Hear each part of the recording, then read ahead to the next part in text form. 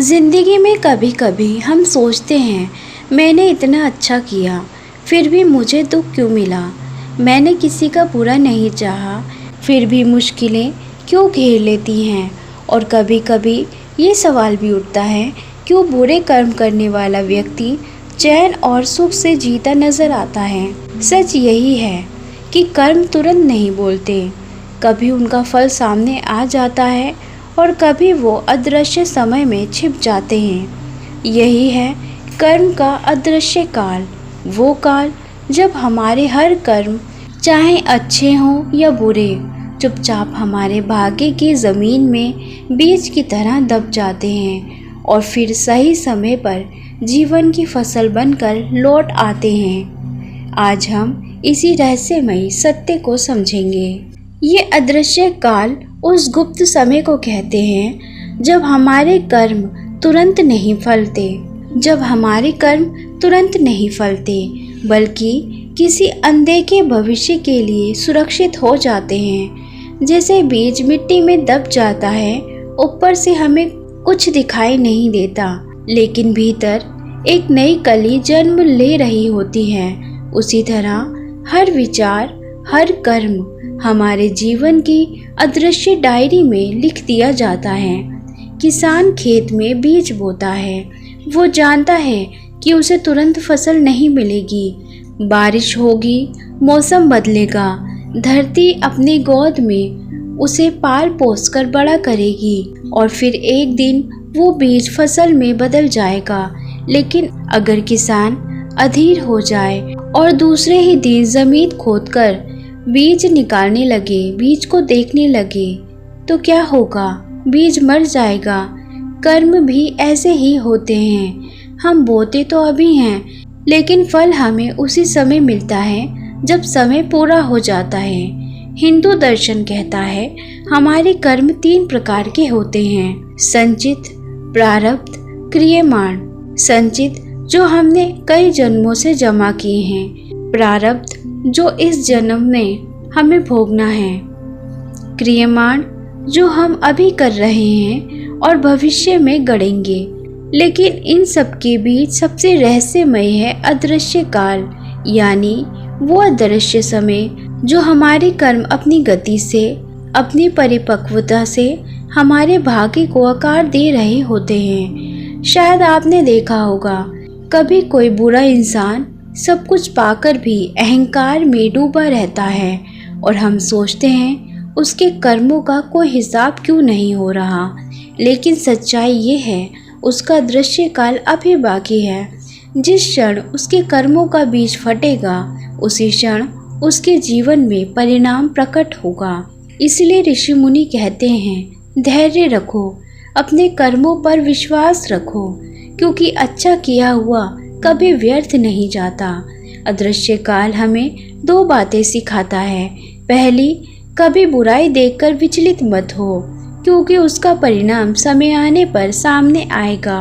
और दूसरी, कभी अपने अच्छे कर्म को छोटा मत समझो, चाहे वह किसी भूखे को पानी पिलाना हो या किसी उदास आत्मा को मुस्कान देना।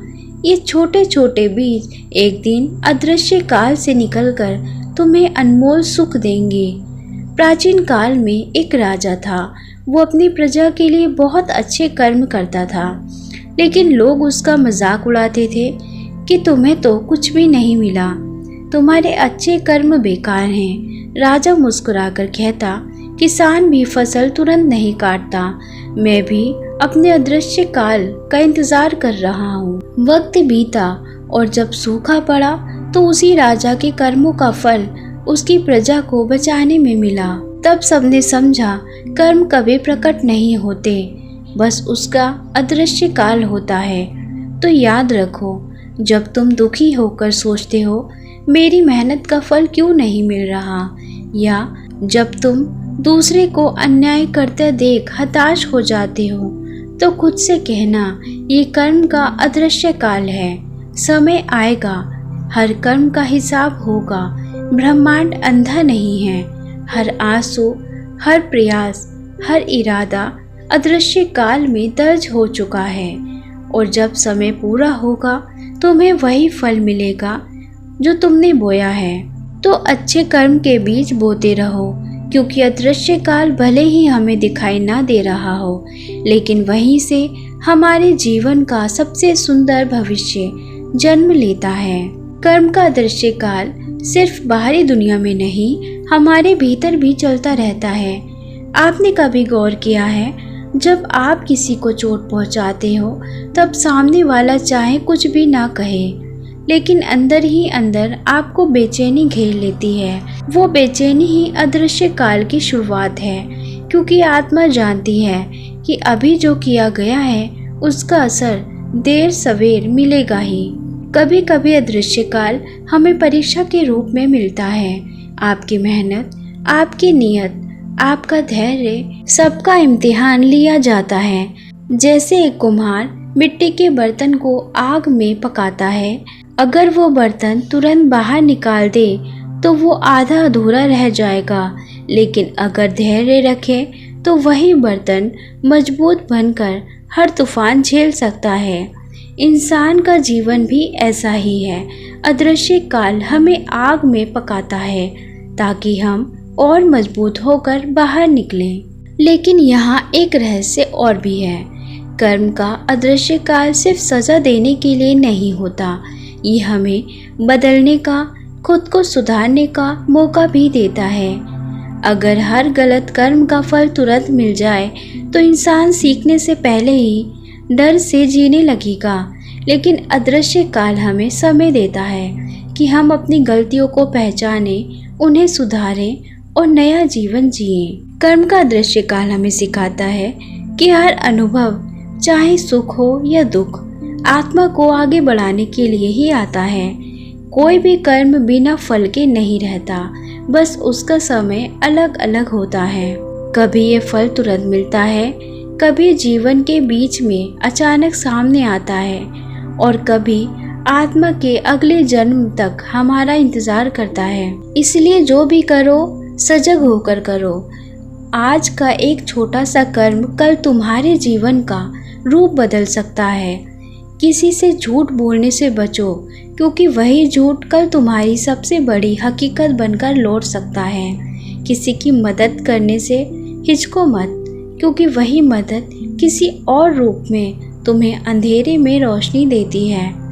कर्म का अदृश्य काल हमें यही संदेश देता है कि हमें परिणाम के पीछे नहीं भागना चाहिए, हमें बस सही कर्म करते रहना चाहिए, क्योंकि परिणाम तो पहले से ही ब्रह्मांड के अदृश्य किताब में लिखे जा चुके हैं। जब समय पूरा होगा, हर अच्छा बीज पेड़ बनेगा, हर बुरा बीज कांटा बनेगा।